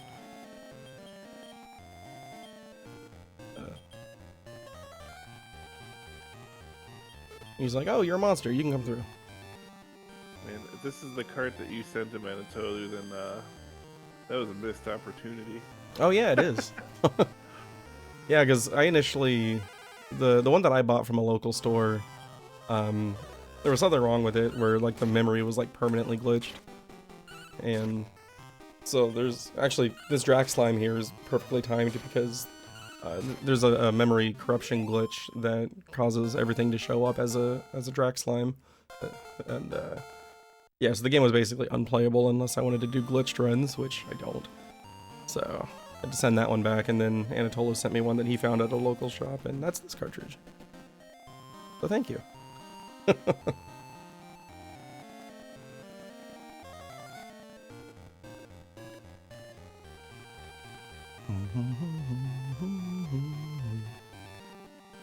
And that means we are done with random encounters for the rest of the game. Huzzah. So here we can buy repellents if I, get through this laggy shop menu correctly. Anything else to sell? No. Alright, so we're gonna get 3 exit bells, 4 repellents, 2 potions. I said potions. A few world dues here. And we should get enough money to replace our world leaf before the final shop sequence of the game. So, there's that repellent again. As mentioned before, it doesn't do any level checks or anything. It is just a flat 200 steps with 0 encounters. So we bought enough to last us for the rest of the game. So now it's no random encounters, just boss fights. Which is really, let me think. There's a Metabel, Mudo. Night Ridge. Yeah, Night Ridge. Yeah, so it's just a few more fights over the course of the game. Ooh, almost 1,000 gold there. Alright, we'll use our other log twig here. Move the shrine. So our warp staff will come back to this town, which has the portal to Mudo's castle. We'll be coming back here soon. Yeah, so this hole here, if you're playing on Kobe, you can't fit through it, and you have to use the change staff in the previous town to turn into a skull brew. Whereas Terra's small enough to just get through. Don't ask how the bear is small enough to get through. It goes inside its Pokeball. Yeah, that's it. Hey, more money. 70 gold. No, what happens is he just hides inside the armor peed, and then the armor peed makes it through. Wouldn't the armor peed get bigger if there was a bear inside of it? Don't bring physics into this.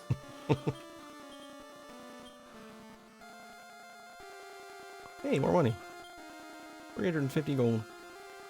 Alright, so we're going to get another world leaf and 1 to 2 world dues. So we're going to be sitting really pretty for the last couple of fights in the game. Alright. How many evil slashes is it going to take? I'm going to guess 3. Yep, so here we have Evil Slash. It's a 1 in 3 chance to hit. If it hits, it crits. And first try. Oh. Okay. Alright. What we like to see. The game is just pitying you for that worm grind. It really is.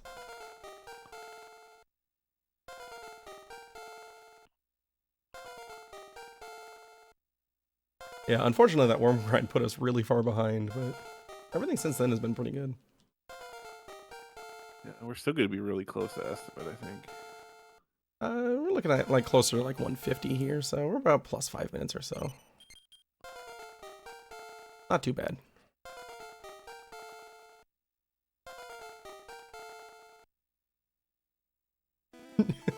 Yeah, you're right. First try Evil Slash, 25th try worm.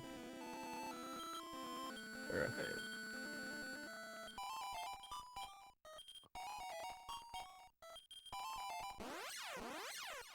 So there we get one of our key items here that we're collecting for the monster lord of this world. We're basically picking up the Zenithian armor set.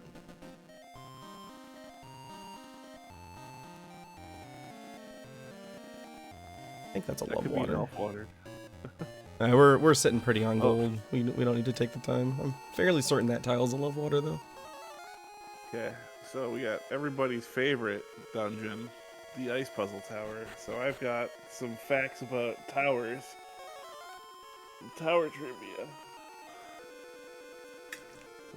The home insurance building in Chicago is generally considered the world's first skyscraper. It was completed in 1885, and it was the first to use a curtain wall construction on a steel frame. Ooh.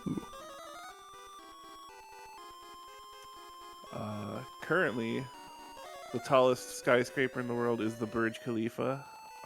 In addition to being the tallest building at 2,717 feet, surpassing the 1,761-foot Taipei 101, it also overtook the 2,063-foot KVLY TV mast in Blanchard, North Dakota, as the world's tallest structure. I think one of my favorite Burj Khalifa tower trivia facts was like the annual condensation for its air conditioning can fill like 3 Olympic-sized swimming pools. That sounds about right. Yeah. I remember there was a tower fact that I read, but I still don't believe wasn't it like the tallest building in America right now is like 1,776 feet tall. Give or take a fudging of the numbers just to Right. make sure it fits. It'd be funny if it was actually just like 1775 and they're like, quick, put this brick up there. As long as it's secured down, it counts toward the tower height.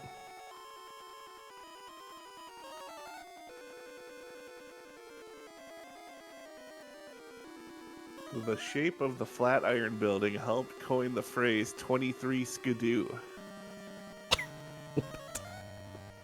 What does that mean? Apparently. I've heard it, but I don't know what it means. But yeah, so the phrase 23 skidoo may have originated due to the shape and location of one of the most iconic skyscrapers ever built. The building, located on 23rd Street at the intersection of 5th Avenue and Broadway, has strong winds that swirl around it due to its wedge-like shape.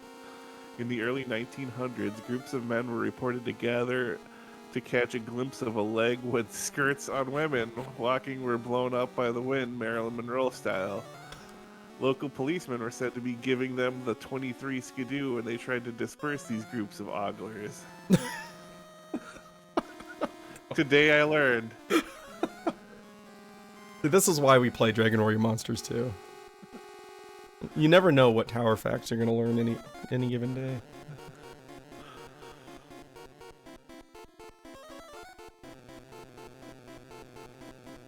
We're almost done with the tower. And then we're free of Zaitoriak's tyranny. Hey, there's one more fact. Did you know that there were 4 towers in Shadowgate 64? There are. This is the secret DLC 5th tower from Shadowgate 64. Yep. Alright. We're done here.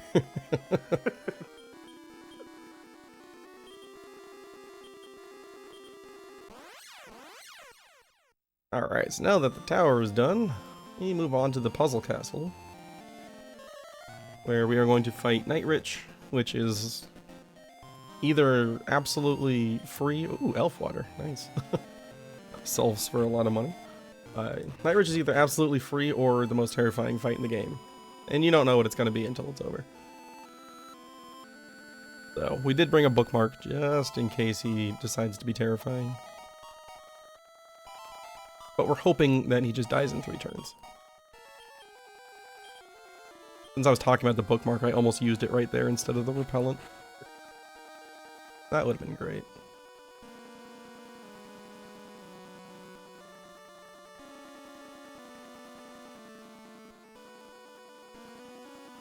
Then if Nightrich went sideways, you just have a slightly longer walk. Yeah. Yeah, dying to Nightrich is really bad, just because the walk through this castle is extremely slow, and you'd have to go and buy more repellents. Yeah. It's fine though, because based on how the second half of this run has been going, he's not even gonna summon Diago. It's true, he might just attack for 3 turns. That's the ideal scenario. Actually, ideal scenario is he tries to summon Diago and fails.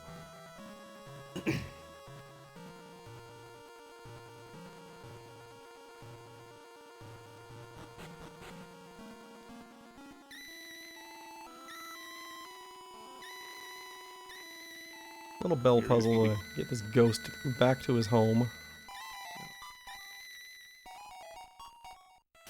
I appreciate that he's orange, like the original Ghost in Dragon Warrior 1. That was a nice touch.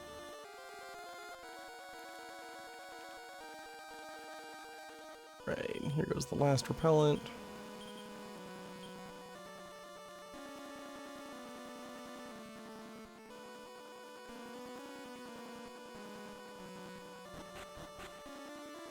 Yeah, so here, this is one of those puzzles where you have to follow the eyes of the skeletons to find where this button is. And, my first time doing this with notes, The notes told me where to go, but I was just having so much fun with the puzzle that I did it the normal way. Alright, and here's Night Ridge. Alright, so we're gonna go... Oh, dang it, I knew I was gonna do that. Oh, at least you only attacked that turn. Yep.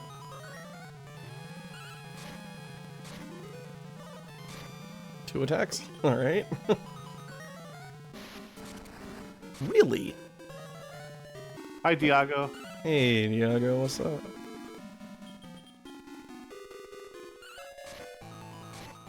Hulk is confusing me right now.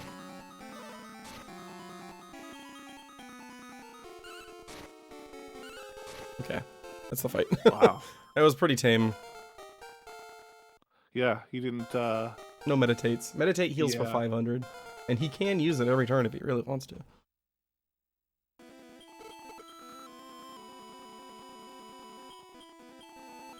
Yeah, between if he summons Diago and then anybody gets sick licked, and then he starts doing his meditation, then that can turn really ugly really fast. Yeah. I was debating if I wanted to use a World Do here or just take the inn, but we'll just take the inn.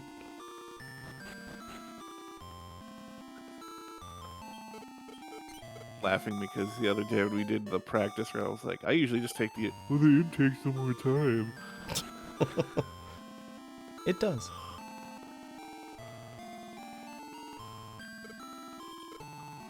Alright, Elf Water equals 1600 gold. We'll get 2 world leaves, why not?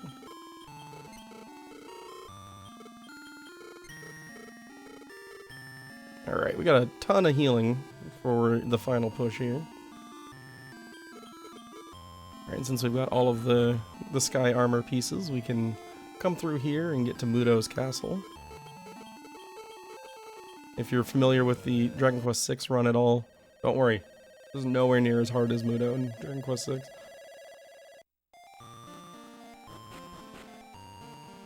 At least we're to a 3 anyway. Yeah. Well, it's definitely simpler than all of the Mudo encounters. Basically, as long as your eyes are open, you're probably not dying to Mudo in this game. Use our change staff here in the kitchen.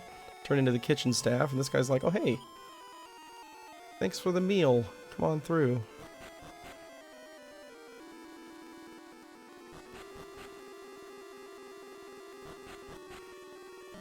Oh, excuse me.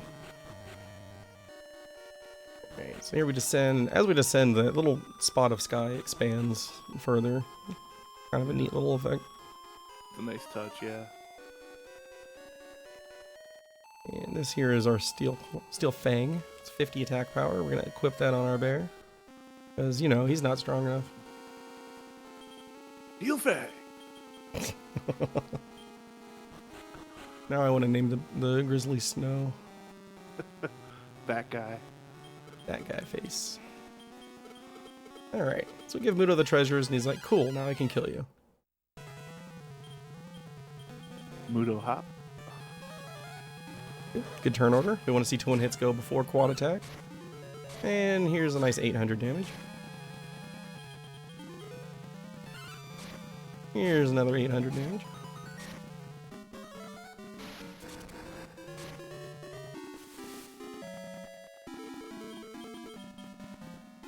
We'll say his mouth and that mouth animation before the fight or like right after is just absolutely terrifying.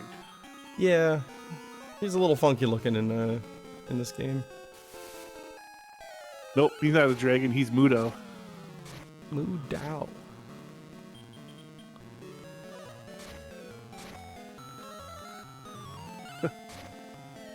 And I guess you could say he's got like a lizard tail.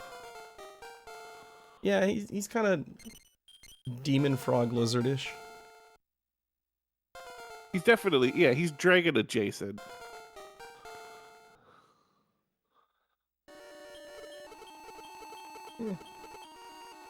Yeah, that. Well, alright. He wishes he was... Yeah, he's like Big Trode. There you go. Wish.com trode. This is what happens when Yangus doesn't back off Trode. He turns into Mudo. Oh my gosh, the Monster King was Kamea. Yeah, and here we have Dark. He's the big bad of the game, which in Dragon Quest fashion, we find out right before we go fight him. So, he gives us the key to Limbo, says, hey, bring us all those treasures, because I like collecting things. And we're like, alright, cool, whatever. And Kamea was like, I had all these things we could have used. He just stole them all. Sure did.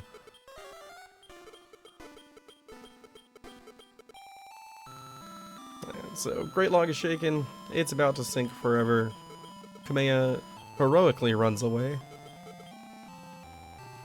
I forget to talk to Warabu so we can get our things. Yeah, so here we're getting the treasures from the first 3 worlds. Because that's what Dark wanted. Brave Sir Robin ran away. Bravely ran away.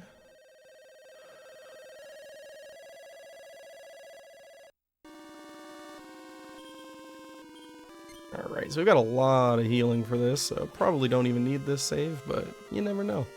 Things go weird sometimes, especially when you make mistakes. So this fight here is different between Terra and Kobe. It's significantly harder on Kobe because there's a Centaur that has Stop Spell, there's a Giga Draco that has White Fire, and then there's a Garudian that doesn't do anything really. Here the big threat is really just Gracos using Odd Step. Okay. Did not reorder, but that's okay. So we're gonna have Squiz on mixed, see if he can get some of these to dance for us.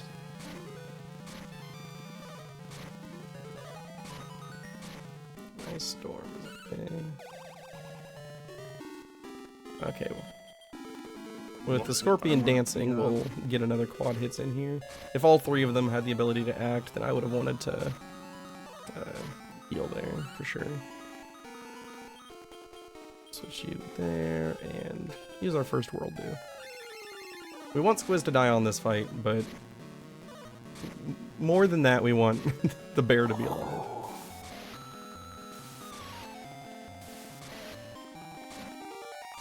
They're hanging on by a thread.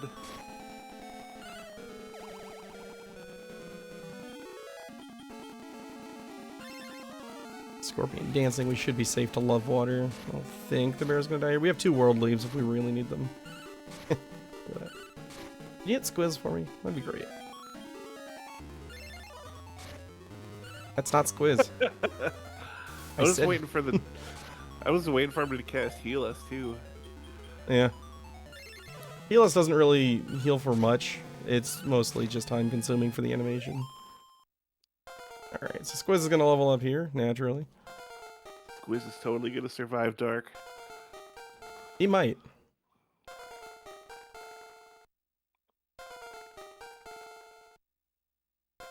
Now imagine watching all of these levels and then missing world record by 3.8 seconds. Not that that's ever happened to me before. Oh man. It's making me think of that Seinfeld. Not that there's anything wrong with that.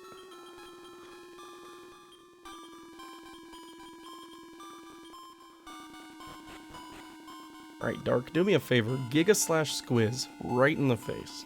That'd be pretty cool. Or Panic All the bear. The bear viciously destroys Squiz in 1 hit, then you can Skybell him the next Actually, yes. That's the reality that I want.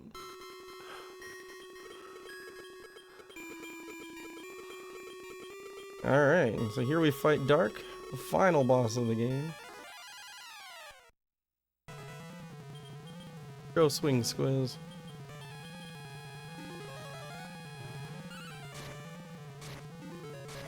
the turn order you want to see.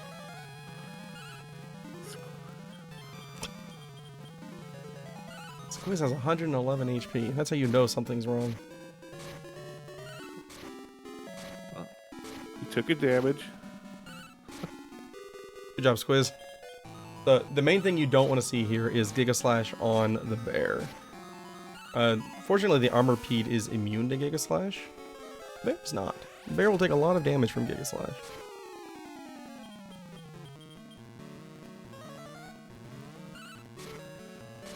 I think Squiz is gonna live.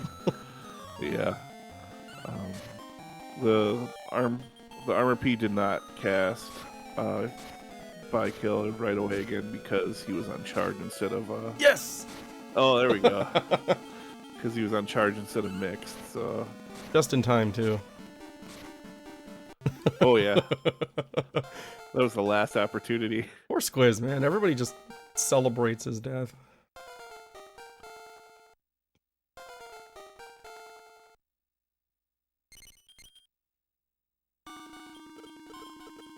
I like how the bear has abilities called Big Trip and Errand. Yeah, he doesn't do small trips, he does big trips. Alright. And from that fight, we get the perfect replacement for the naval, which is exactly like the original. And the island is saved. Well, almost. The island has already lost too much energy, so we're all gonna die anyway. But at least we tried.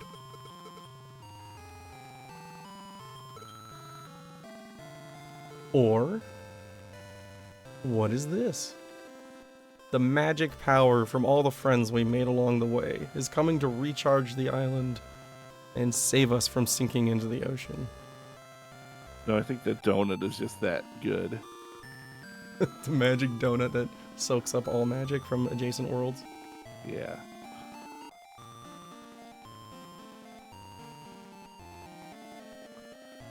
Yep, power of friendship is magic plus plus. And this is where I usually remember that I can stop mashing my D-pad. Like, there's no dialogue on this part, but like my thumb is just constantly rotating the D-pad to skip text as quickly as possible, but fortunately I finally learned after years of playing the game. The donut is actually Goku asking for power so he can charge up his spirit bomb.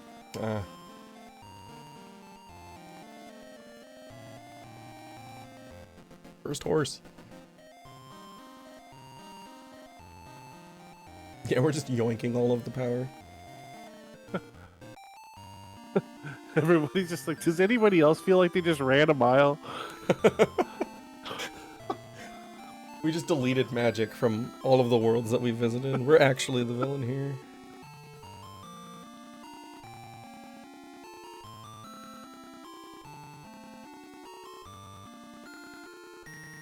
Yeah, so this scene right here, it's like the music is almost perfectly in tune with the sparkles coming out, and then it desyncs over time, and it's upsetting to me.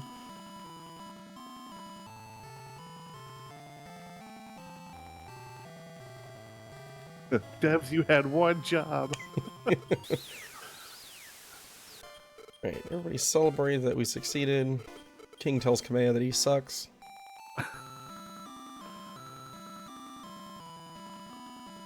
You'll meet Kobe up on the top of the tree. And Warabu shows up with another random key, and it's like, hey, guess what? There's a post-game. Which is terrible. Like, sorry to anybody that likes the post-game for this game, I think it's terrible. It's all around random keys, and getting them is a pain in the butt. That's it. That is Dragon Warrior Monsters 2, and this is one of my favorite ending credits themes in the entire Dragon Quest series. Yeah, the light orb was like a side story that eventually points you to Muto, but it's not required to actually get there.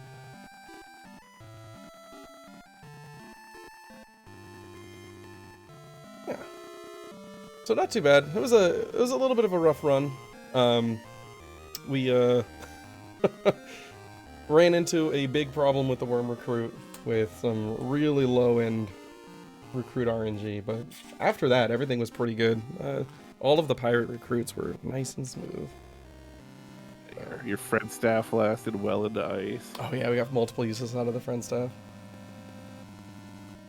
But yeah, thank you for the GGs, everybody. Hope you enjoyed it. This is one of my favorite games. It's a really fun speedrun. It's really cozy, not too long. you're looking to learn a good like weeknight speedrun that you can just throw down after a long day of work, this is a great one.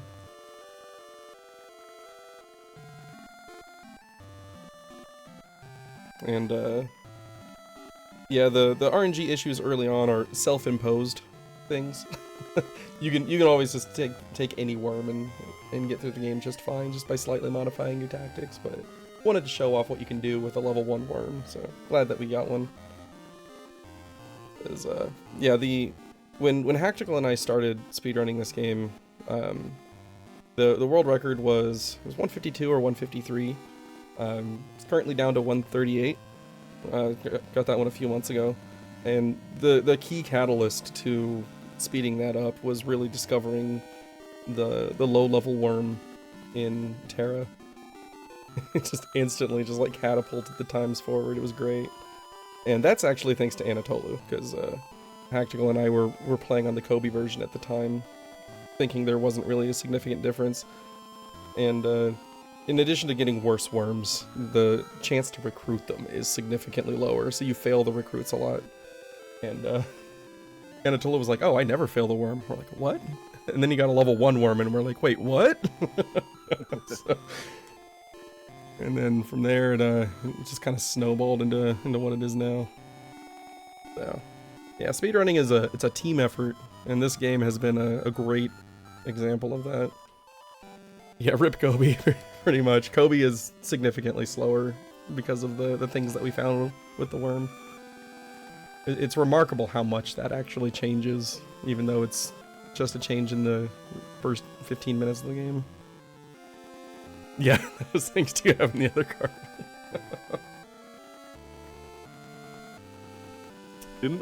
Wasn't there like a change in the pricing of the cards too, just as like we found? Oh no, Terra was always more expensive for some reason. I don't know if it was just a supply issue or what, but yeah. That's the main reason why most people were running on Kobe was because it was like an eighth of the price. I was like, okay, we'll get that one. How different could it be? Alright, but it looks like... What was that? Oh, see, I think that's like one of the few games that I actually had to like go to like eBay to get instead of finding it at like a retro game store or something. Yep. Alright, so we got a couple more minutes of the credits here, and then this is going to wrap up. Coming up next, we've got Rito Remastered. Freedom Pulse 97 running that one. Looking forward to it. Then after that, we've got Saga Frontier 1 and 2. The rest of the day is going to be pretty good. Octopath Traveler 2, FF1, Lunar Silver Star Story. We had a really good schedule coming up today. Yeah.